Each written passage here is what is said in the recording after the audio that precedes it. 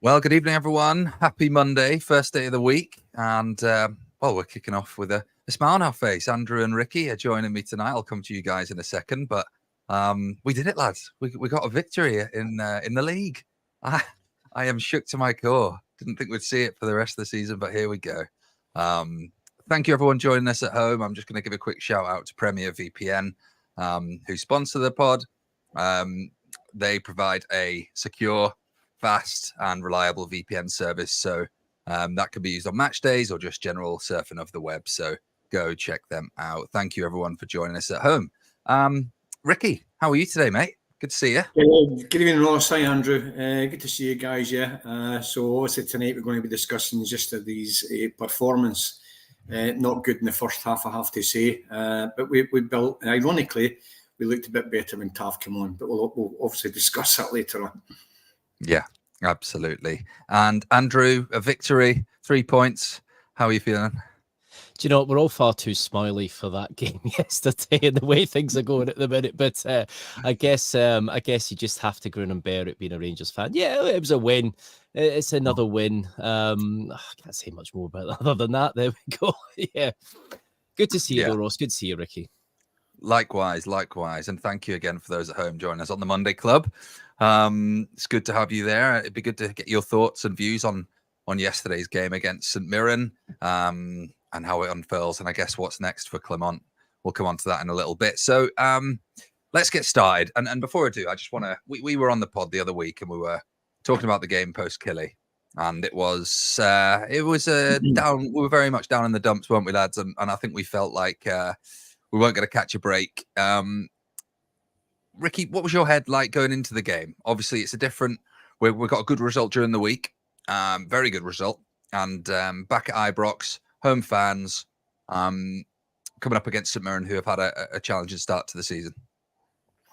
Well, it's a typical Sunday that follows a European night, I suppose. It's always that same sort of a slow, lethargic sort of a pace to the game. But generally, it is the kind of pattern you see after a European night. To go from that performance on Thursday night, albeit probably the best we've seen at Ibrox, certainly this season, up there with a par with the kind of Hearts game the back end of last season, to back to same old on Sunday. So especially the first half, I thought, as I kind of mentioned earlier on, we played better when Tav appeared. The structure seemed a bit better. It seemed a bit more comfortable. St Mirren were obviously tiring by then because they did put a lot of effort into it. When you look at the stats, we absolutely dominated that game. I mean, I can't believe it was 74% of possession of that game. You know, we had double the chances they had. But looking back on it, at the highlights, we just seemed as if it was a 50-50 game. Look, I mean, they probably could have won it. They should have won it. Although I say they should have. They could have if they took their chances, I should say that. But that dominance of 74% and still just getting over the line, it needs to be sorted out. As we'll come on to it later, but Diomande is not getting played right, and I'm not here to slag or slate Diomande, but that 10 role that he keeps persisting in is very, very key to his formation. And Diomande is not a 10, so we're putting the boy, we're hanging the boy out to dry as far as I'm concerned. He's not got the skill. He's not a Hadji. He's not a Lawrence. He's a workaholic. He's a box-to-box midfielder, and we're losing that link to our single striker, albeit Agami initially, and then Dessers when he replaced him in the second half. But if he's going to persist in this formation, we need to get somebody to play the 10. And we simply aren't doing it because we're playing the man we bought to be the 10, Bajrami, out of position. Well, we will come on to a debrief of the game in a little bit, Ricky, and we'll get your thoughts on that number 10 position as we go on. Andrew, going into the match, as I said to Ricky, obviously tails up from a good result in midweek, bounced back well. Where was your head at going into the game? There was an air of positivity, wasn't there? We've seen a fairly decent display against FCSB. albeit, they're not the best team in the world, but, they are the Romanian champions. So, that's something, people slate Scottish football a lot, and a lot of the teams we play. So, there was a bit of positivity because in that game we were hunting in packs a bit more. There was a little bit of cohesion. We were seeing signs of something. But there's that little voice in your head that, just goes, well, we did this against Malmo. Is this going to be the same again? Can we translate this into the league? All the chat in the week was about, can we translate this into Scottish football? And yeah, it was a bit more positive. I think you could hear that in the crowd as well as the game started. I think the crowd were up for it. I think we kind of felt, right, let's get the season back on track. But some of the same issues rearing their ugly heads, so to speak.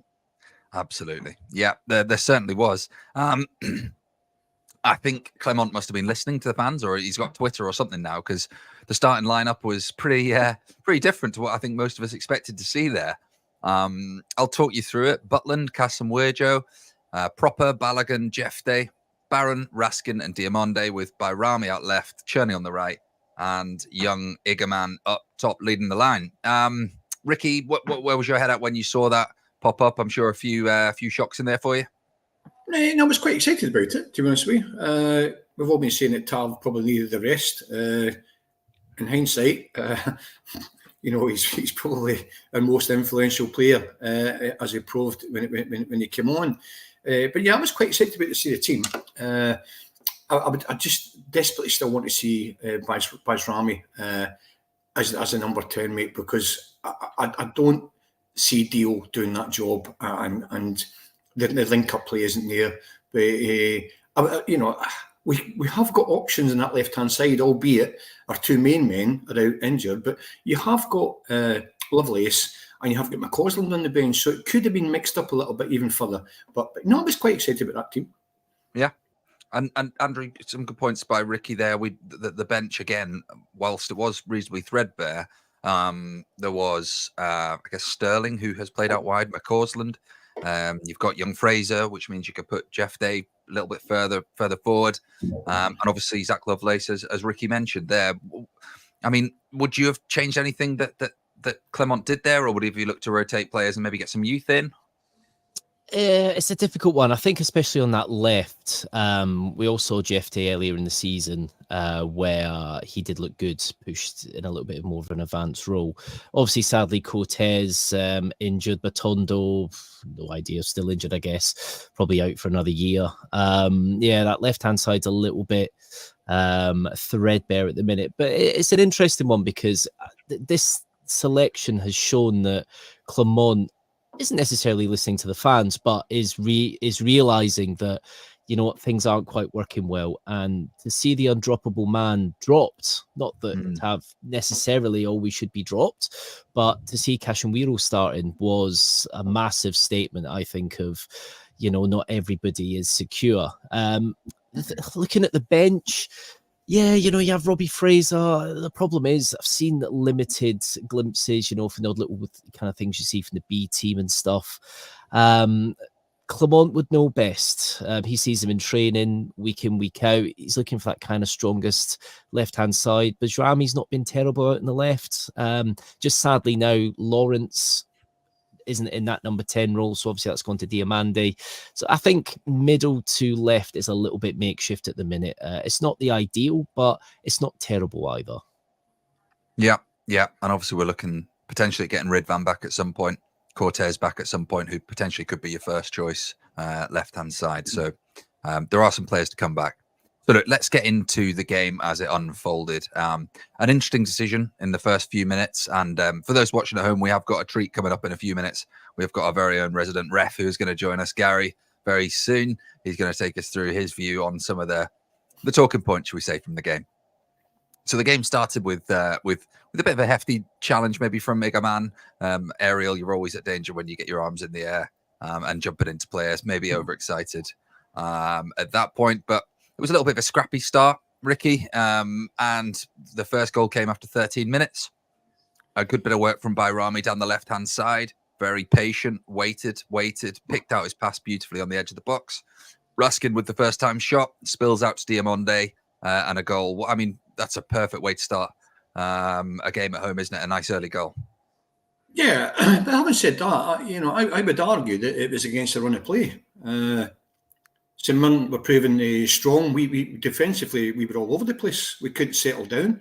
It must have been about 9-10 minutes into the game before we started to get a foothold in the game and started to balance it out, because they were peppering us, showing a lot of energy. And we were kind of camped in our own half at that particular point. So when the goal came, albeit Raskin sort of had a fairly decent sort of a strike, albeit it was going wide.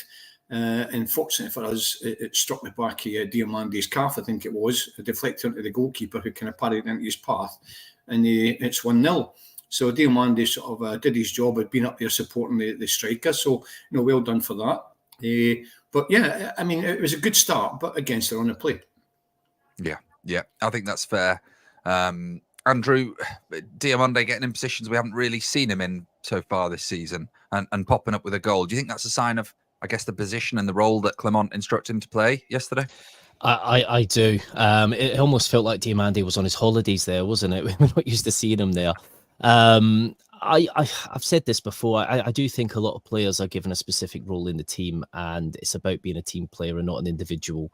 And that's something you've seen a lot in modern football. I would like the reins off Diamandi. We don't really utilize the 10 as a necessarily proper 10. We try and use this kind of overloading kind of system that doesn't. We don't always seem to have the personnel for that to work. I like Diamandi. He was highly rated at Northshire, that come through the ranks of the Right to Dream Academy. He is a future star. I just hope we don't hamper his development by not utilising him properly. Fair play to Raskin there, though, as well, getting that shot away from outside the box. Not enough Rangers players just look up and take a shot. And as Ricky spotted as well, which I didn't spot initially, the deflection, because I thought it was a bad bit of goalkeeping from Balcom, but because I thought, why is he powering it back in there? But it did take a deflection. But that's the thing, you look at that St Mirren side. Balcom as a keeper has conceded quite a lot of goals so far this season. He's not going to be in the best necessarily frame of mind with his defence in front of him. So take shots from outside the box. They're third from bottom. They would be bottom if it wasn't for Hearts and Hibs being a massive bin fire at the minute. But yeah, like Ricky said, that start of the game, they were doing quite a lot, and you can understand it. They set up with a 3-4-3. They weren't looking to sit back. They were looking to get something out of that game yesterday. Yeah.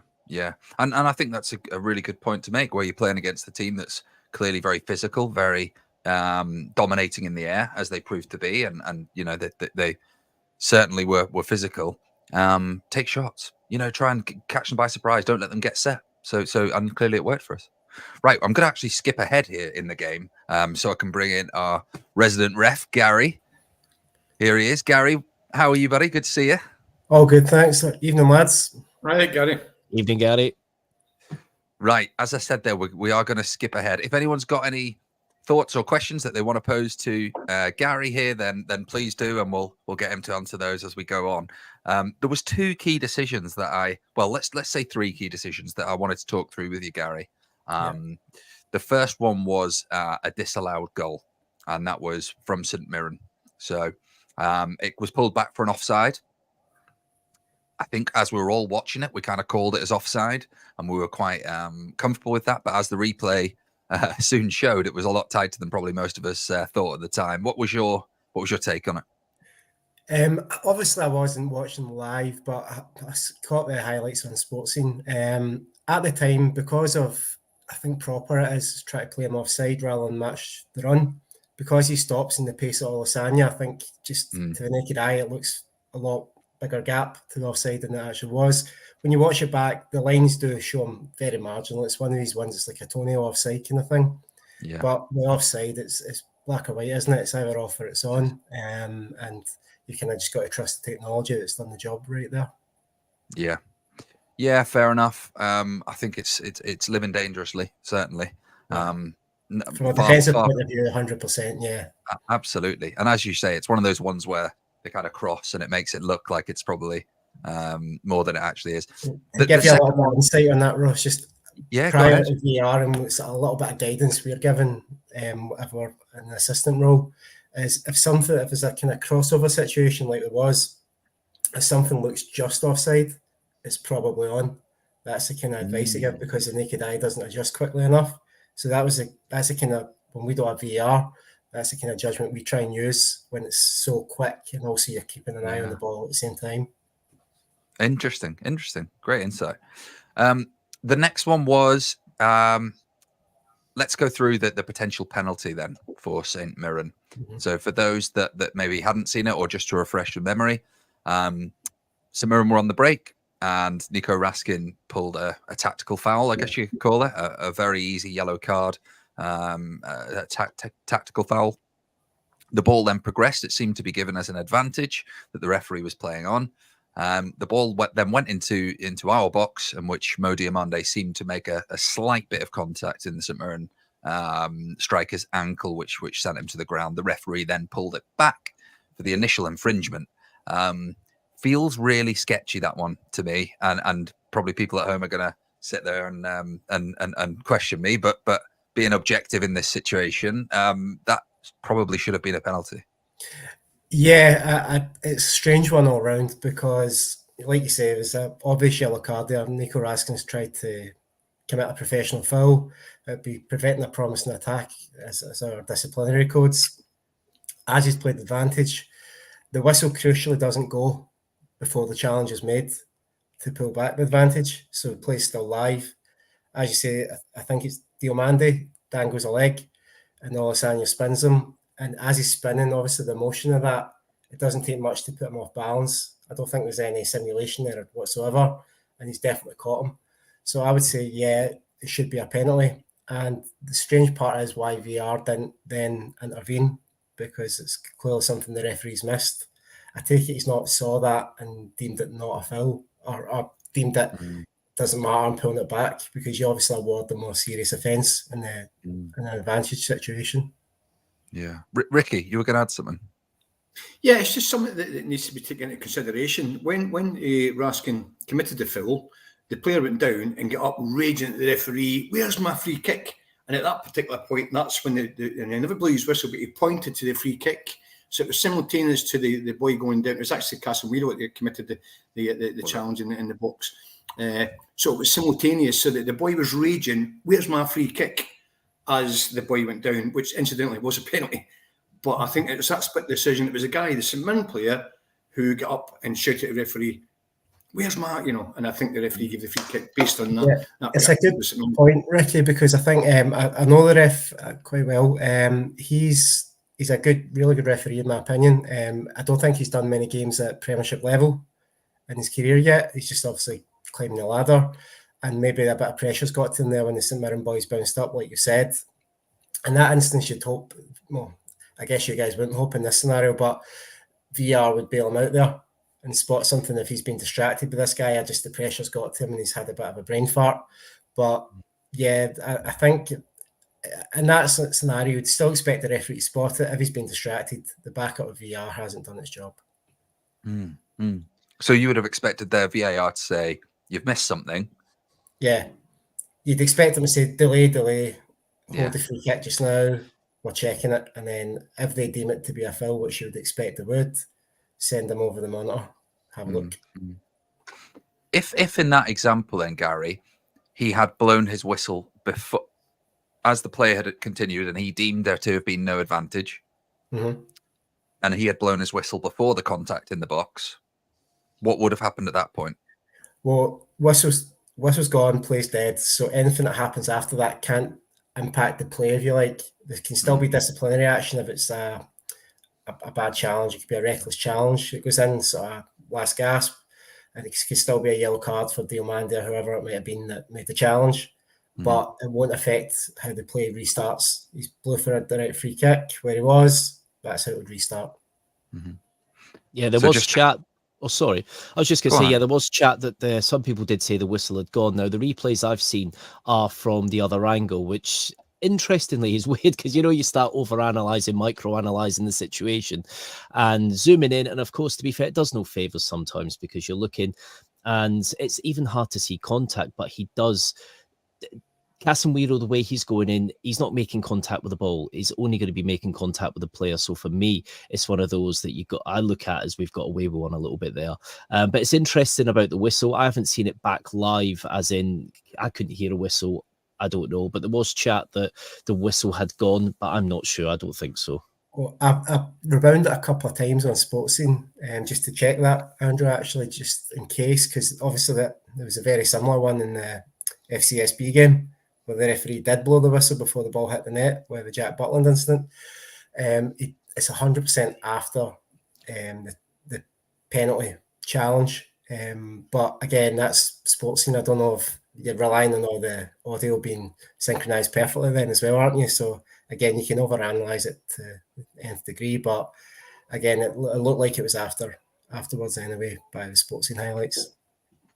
Yeah. So I guess the right decision there would have been a yellow card, Nico Raskin, and a penalty, St Mirren, if you were following the correct. Yeah, in my opinion.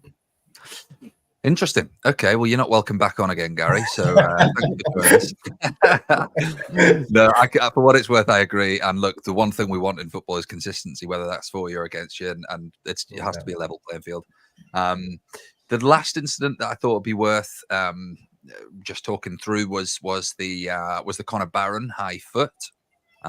So watching it live, I immediately winced and thought, that's not good. It puts the referee and the VAR team in an awful position where contact, no contact, takes the ball, doesn't take the ball. Are you in danger an opponent? What was your thoughts on it? I think this could get me an even longer spell before I'm invited back again, man. So this one, but again, I think he's got away with one, and I think it should have been a red card. But if you look at the criteria for a challenge, essentially, it's the referee deems it careless, reckless, or endangering an opponent, and tacked onto that, you can also have excessive force or using brutality. Now, I wouldn't say excessive force or brutality applies here, but he's got his studs facing his opponent's head. I think it's Olasanya again. And head height, studs to the face potentially. I think it's endangering the safety of an opponent, and it should be a red card. There's a little bit of precedent with this. There was a game last season at Tynecastle where someone got sent off, very similar situation, and I think that was the correct decision then, and I think red card would have been the correct call this time. Yeah. It definitely seemed, whether or not the contact was there, he's probably an inch or two away from the guy's face with his boot. We saw the one with Roof the other year in the Europa League where he did catch the keeper and it was a horrible injury. I don't think it's quite in the Roof category. That was like a more UFC type challenge, that one, wasn't it? But yeah, I mean, in these type of scenarios, whether he gets the ball or not is kind of largely irrelevant, if you like. It's the position of the foot, the angle of the foot, and the only kind of mitigation in that type of challenge would if he's tipping it with his toe, if almost, and not flicking it over and getting his boot back down before he gets the opponent's there. That's a kind of mitigation, but clearly he's leading with the studs forward in that scenario, and I don't even think he got a yellow card at the time, which is a strange one. I would have thought if the ref's not quite seen it properly, it's quite an easy yellow to give, but he didn't get anything, so he's kind of got really lucky on that one. So yeah, if he'd have given a yellow, it could have been overturned as a red. Is that right? If it was deemed, but it could have been a straight red anyway. If VAR saw it. Yeah, in either scenario, because it's basically the outcome of the VAR review would be a serious match that instant, effectively, which would be a red card. So regardless of what the referee does in the park, it could be reviewed. Him giving a yellow card wouldn't rule out VAR calling him over and then changing it. We've got some people contesting your counsel here. High boot is a foul, never a card. Curry, only a matter of time before kicking the ball is deemed a foul, never a red. High boot can be a foul. It's the nature of high boot which matters. Like you say, if you're trying to flick it over someone and inadvertently catch them, it could be, depending, every situation is different. You can have to judge it on its merits. It could be no card, or it could be a yellow card, but when you're leading with the studs, and the opponent hasn't dipped his head in any way to mitigate it, it's pretty much standard standing height where Barron's went in. I don't think there's any way it's not a red card. Yeah, my immediate thoughts were red card. Lads, what did you think, Ricky? Red card. Andrew? You've got to have some consistency, and that challenge what we've seen, not just in Scottish football, but in English football this season as well, and it's made a red card in every occasion. So we got away with that one there, definitely. The words that Ricky says there, I thought at the time, if it felt like we got away with one, and when you think that way, you know it's probably a red. So yeah, studs facing up, not facing the floor, not readjusted. Sadly, it is. Yeah, you might not have seen it 30, 40 years ago potentially, but it is, in the rules of the game, you could injure someone. It's endangering an opponent. I can't even say it. Endangering an opponent. So yeah, it'd be a red. Yeah. Fair enough. I would just say on the flip side of that, any of the commenters of Shinnie puts in a challenge like that on Wednesday, I'm pretty sure their opinion might be a bit different. Very true. Very true. And there is very high chance that you will, or probably on Baron, actually. It would be good to get your thoughts on Cyril Dess's through on goal. I'd forgotten that until it was mentioned in the comments there at the end. Obviously, he's through on goal. Whether or not he's looking for it, I don't know. He seems to round the keeper from what I could see. And this is me not trying to be objective and anti-rigid in any way. Obviously, I would love it to have been a penalty that I could moan about not getting, but it looked like there was minimal, if any, contact. Like, I don't even think there was contact. Yeah, I've watched that on slow-mo about 10 times and I still can't tell if there's contact, to be perfectly honest. It's possible that just his presence of his arms has made Dessa stumble. I don't think he's dived by the nature he's went down. That's the thing that makes me think there's contact. However, there's nothing obvious there. But I think this shouldn't be the case, but if you take into account, obviously the ref's about to blow for full time. And the penalty, if it's awarded and scored, isn't going to change the outcome of the game. From a no hassle point of view, it's a very easy one just to not give. And when it's highly subjective that there's contact, you could go out on a whim and say, oh, he's definitely been caught. I think he's been caught. But really, it's not changing anything. So that common sense / easy way out, whatever way you want to call it, would be no penalty, full time. It's probably sensible in my opinion what he's done. Yeah, it's a tricky one because surely the proof is that there was contact rather than proving there wasn't. If you see what I mean. So from what I can see and from the slow-mos and having looked at it a few times, I couldn't see contact. So surely you can't give it unless you have seen contact rather than you give it on, and then hope there's not. Well, it comes back to this whole clear and obvious error. So the referee hasn't awarded it on the park. So that's what you're correct. The onus is in to show that there has been contact. If he'd awarded it, then it flips. And the onus to show there isn't contact to overturn it. So again, I don't think it shows it one way or the other. I think if you're picking what it actually shows is there's no contact, because you really have to search and probably go into microframes to actually see any contact. And again, putting the common sense side on, I don't think the referee had to give it because the game was done anyway, and it's sensible not to get yourself a potentially serious wrong decision in the game from the observer. Yeah, fair enough. Just a quick one from me before you go, Ricky and Andrew. If you've got any questions for Gary, do let me know and we'll get those across to him now. But last one for me, what do you think the standard's been like this year? We've seen certain decisions in previous years that have been pretty dicey. For me, I think it's been fairly consistent this season. I think we've seen maybe a higher standard. Dare I say it? Yeah, I do actually, and the fact I've hardly been on this season probably is a bit of testament to that, because it seemed like last season I was on every other week. I think the impact of Wally Collum being in the position and having this really transparent model where it's getting reviewed and you're hearing the VAR audio on the SFA YouTube page is really helping fans understand the process behind it as well. And there's a lot of conspiracy theories in Scottish football about cheating and all the rest of it. It's never going to go away. But when you see the process that's involved and how many people are involved in making a call, it's a really difficult thing. If you will have a mindset to want to cheat, it's a really difficult thing to actually achieve. Bearing in mind the amount of communication that's going on and what you've got to communicate with, two different people, the two ARs and the fourth official, and you've got an observer on the stand on the earpiece as well. Then you've got your VAR and assistant VAR as well, reviewing everything. It's a very stringent process, and it's probably as objective as it possibly can be in the context of football when there's so many subjective decisions. Mm-hmm. And I think the monthly review they do as well, where they release the list of decisions, and whether they've been correct or incorrect. I think there's been maybe one or two that have been proven to be incorrect, both with the on-field call and VAR so far, which is pretty good. And when you watch the English Premier League, there's some, I think we're actually doing better than them at the moment. I mean, obviously there's a horrendous one yesterday in the Man United West Ham game, which I don't see how it was given, and you don't really see anything like that up here. Everything's pretty much agreed on, more or less. I think the only one recently that springs to mind was the Kilmarnock St Mirren game, where there was a couple, I think Sean Rooney it was, that avoided a sending off, which was pretty blatant. But other than that, and I think you probably start to notice there was a lot of younger refs starting to break through. So you'll see some refs where you don't recognise the name or the face so much, and that's kind of guys that I've worked with in the past a lot more. That's kind of my generation making that level.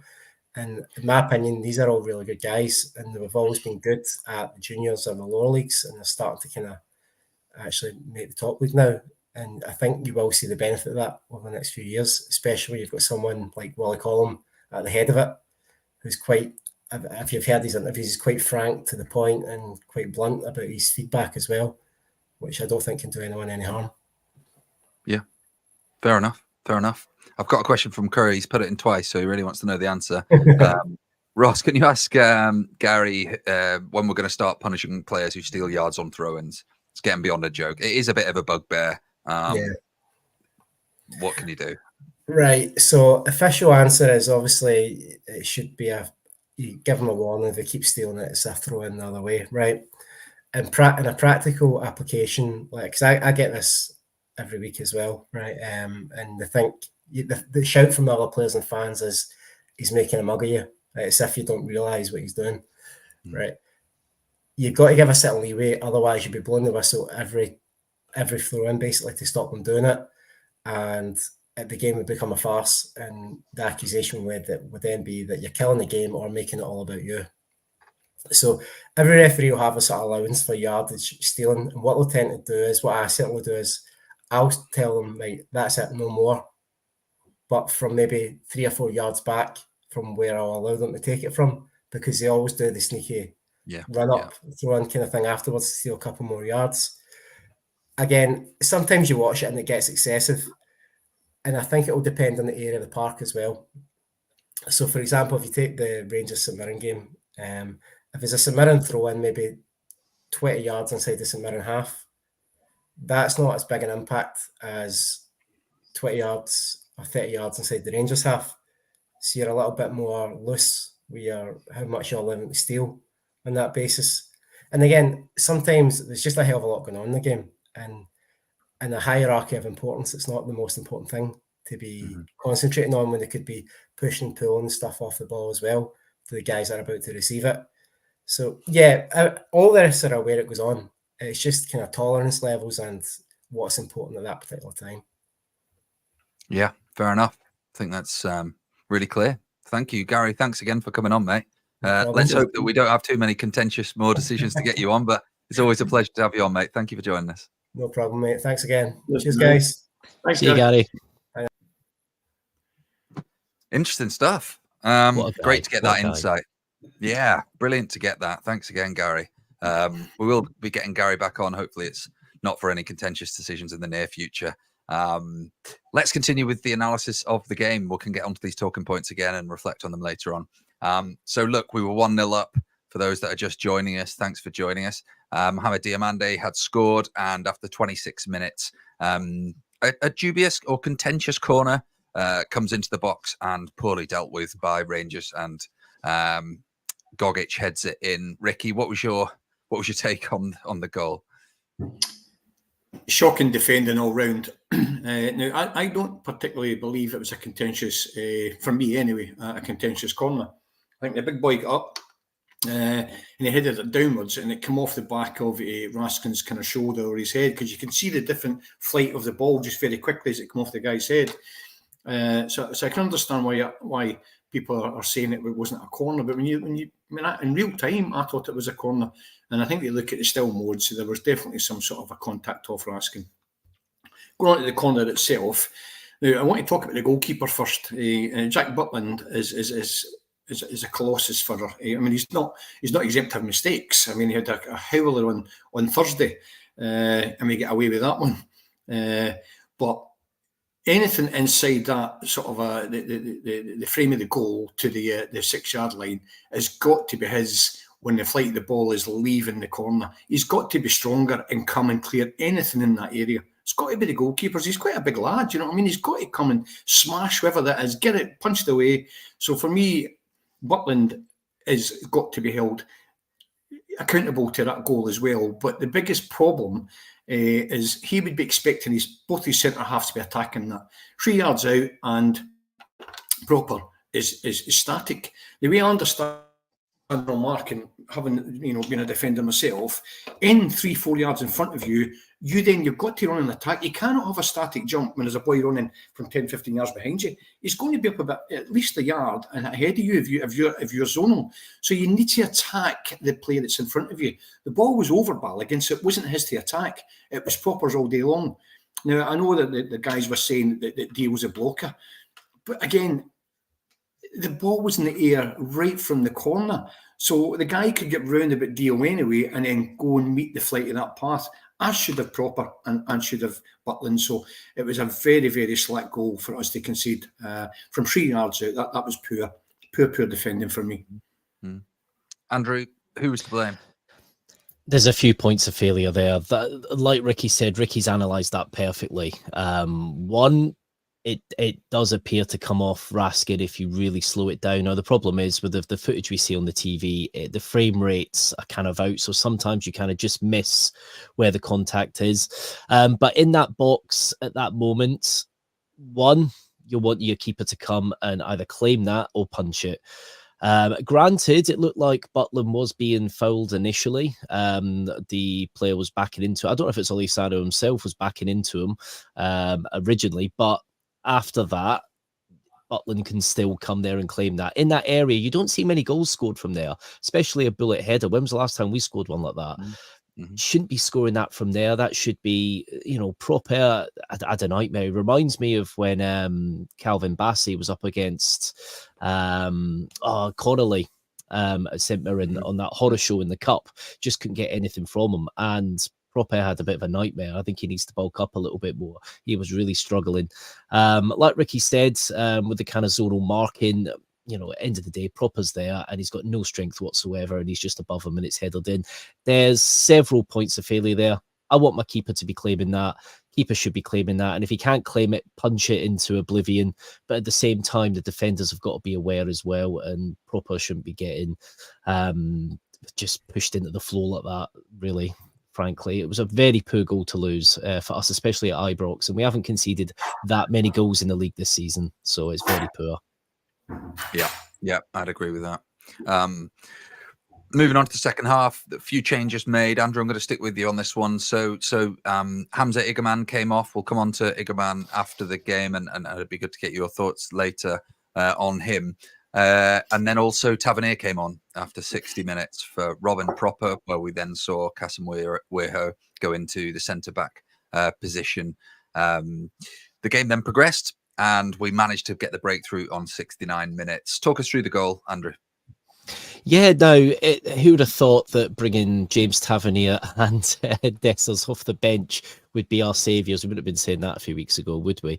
But it was just a fantastic goal. Czerny, what's that, his 5th goal in 4 games? Or am I getting that back to front? Something like that. Yeah. Absolutely brilliant. It's good for him because he's had a lot of criticism and rightful criticism in recent times, not contributing enough.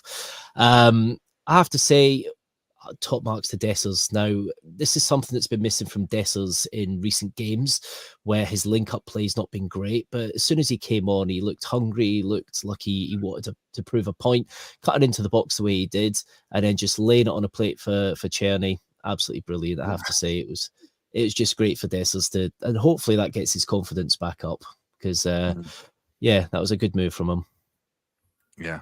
Well, he had 2 or 3 other chances afterwards that he should have buried. That one that we talked about with Gary as well. But let's ignore it and look at the good things he did. It wouldn't be Dessers if there wasn't, would it? We've got to be True. honest here. Very true, but I guess 3 points. It was a lot tighter than we'd hoped. But 3 points in the bag. We'll move on to the next game, which is obviously a huge one for us. Ricky, Hamza Igaman was talked about there, and I was just looking at the ratings there, and he actually got the lowest rating, 5.9 from FOTMob on his performance. What did you make of the guy? And I guess, what more do we need from him? We need somebody closer to him, Ross. That's for sure. And it's likewise with Dessers, or whoever it may be, because that system, you're isolating. We haven't got a Morales in our team who can, bully the centre halves that Alfie could do all day long. So that system is okay with Alfie playing on his own. But when you've got Dessers and you've got Igaman playing on his own, they need help. They need the number 10 to be alongside him. Now, this is where I think your Baz Rami or your Hadji, whoever's going to, or Tom Lawrence, as long as, Tom, whoever that's going to play that 10 role, if he's going to stick with that formation, needs to play alongside our striker and get him involved.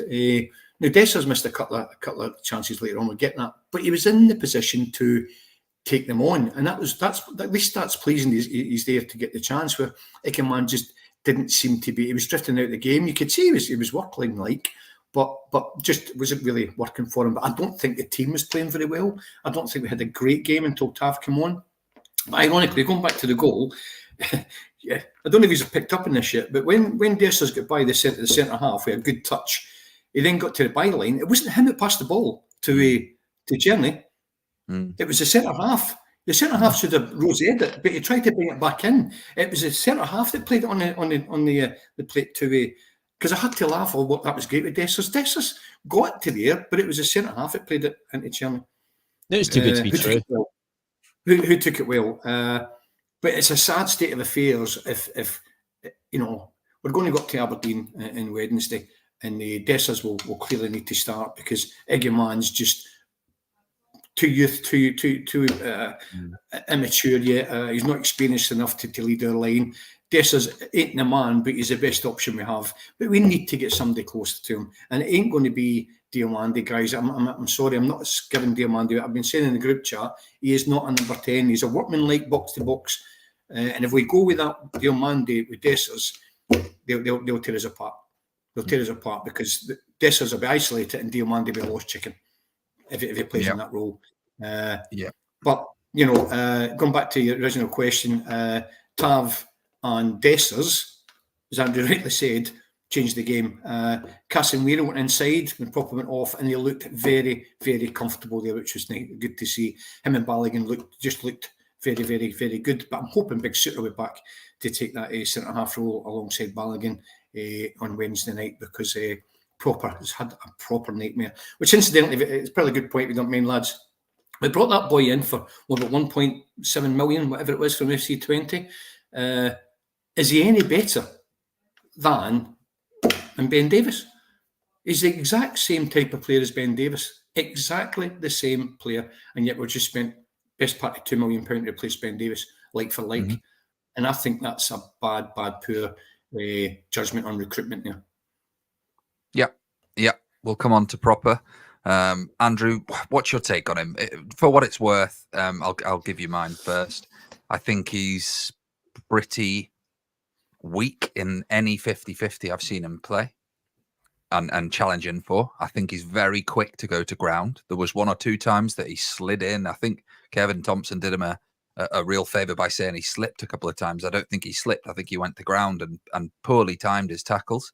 They got him behind a couple of times, and they were just straight balls through the back on the deck. He's not particularly quick. And for what it's worth, I think his distribution is a bit of a myth, that he's this sort of wonderful passer of the ball. I think there was a few times he's punted it into midfield, hopeful more than with any real kind of vision of where it wanted to go. Potentially just a bad game that kind of accentuated those flaws that he does have in his game, which, that does happen. But where's your head up with the guy? It's a common kind of theme with Rangers defenders, isn't it? When you look at him back at 20, they finished third in the league. He was their captain. They had a very, very strong defence. I know Dutch football is obviously very different to Scottish football. But there's something we just seem to do. We seem to, his distribution there was a bit better. He's better with the ball at his feet there.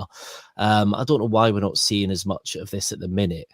Again, could it be tactical? I don't think so. We do like to play from the back at times, in between hoofing the ball.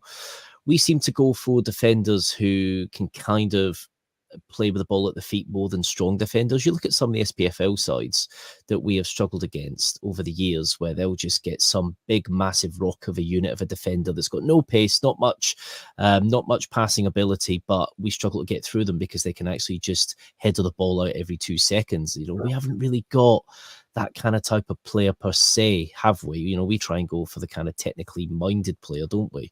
Like Ricky said, there are similarities with Ben Davies. Like Ben Davies used to get sold quite a lot. I remember against Aberdeen at Ibrox, he came rushing forward and went to just slide the ball away from the attacker, and attacker just took it past him. And you're like, what are you doing? You don't commit to a challenge like that.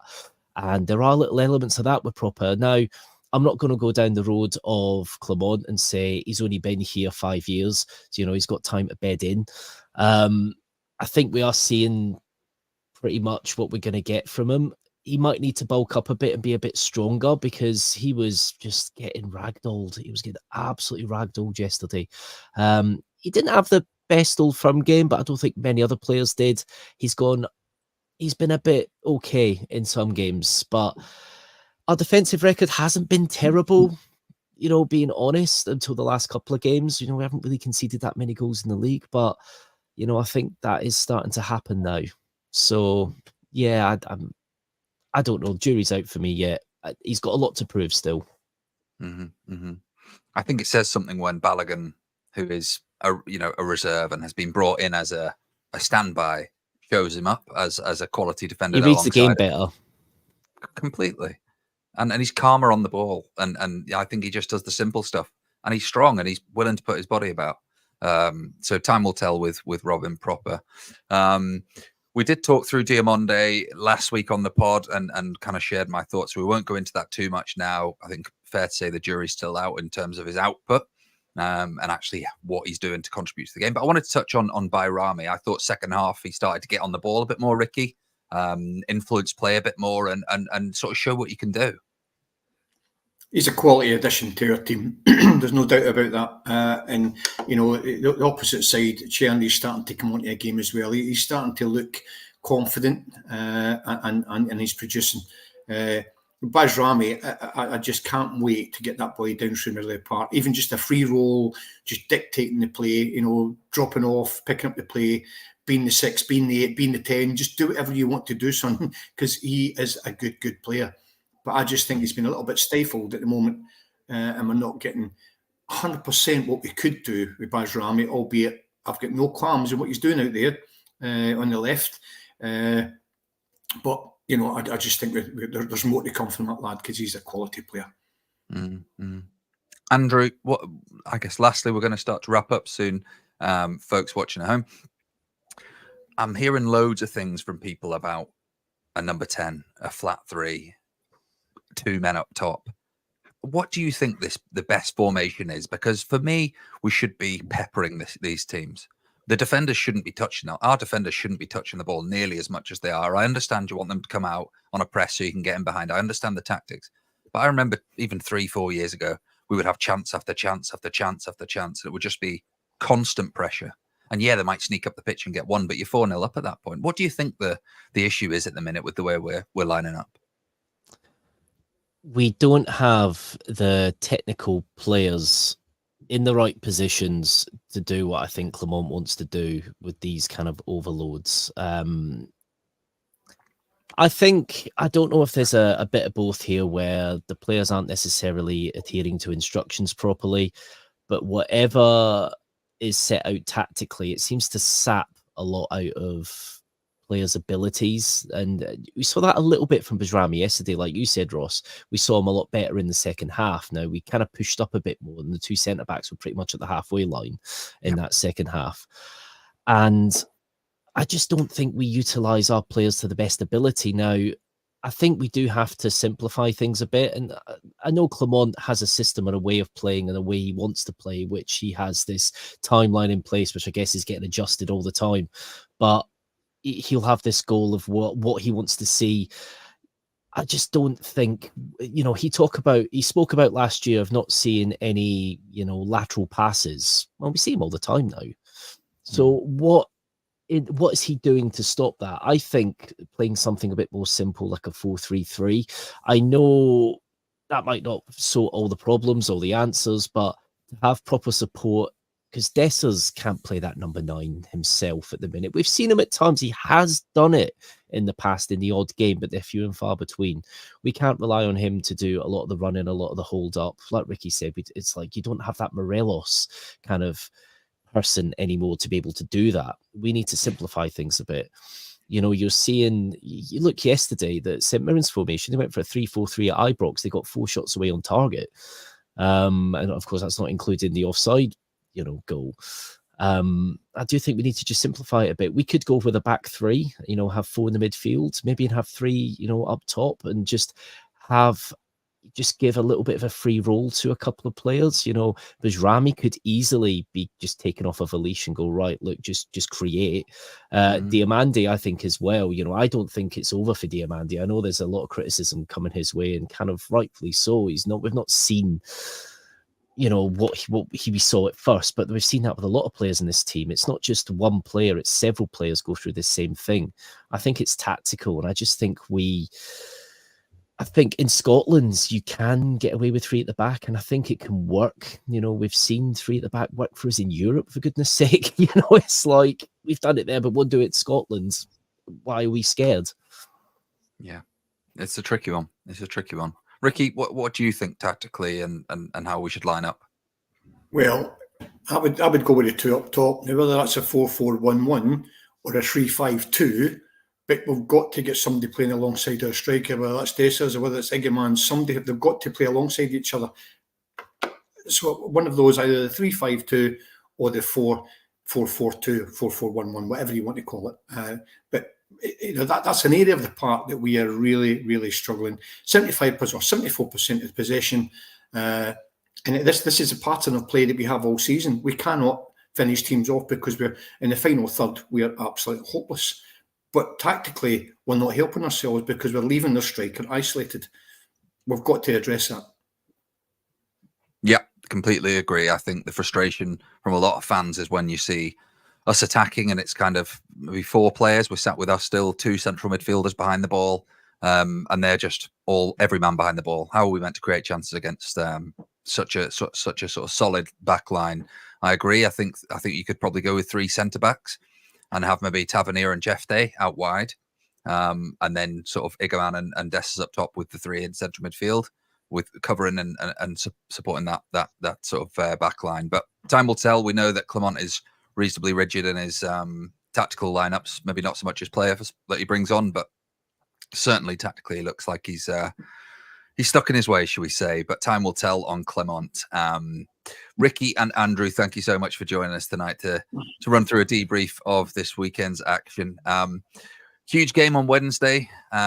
We will have lots of build up to that here on the Rangers Journal, so please do stay tuned for that. If you haven't already, please do like and subscribe to the channel. It means a lot to us. And remember, every night is the Rangers Journal night.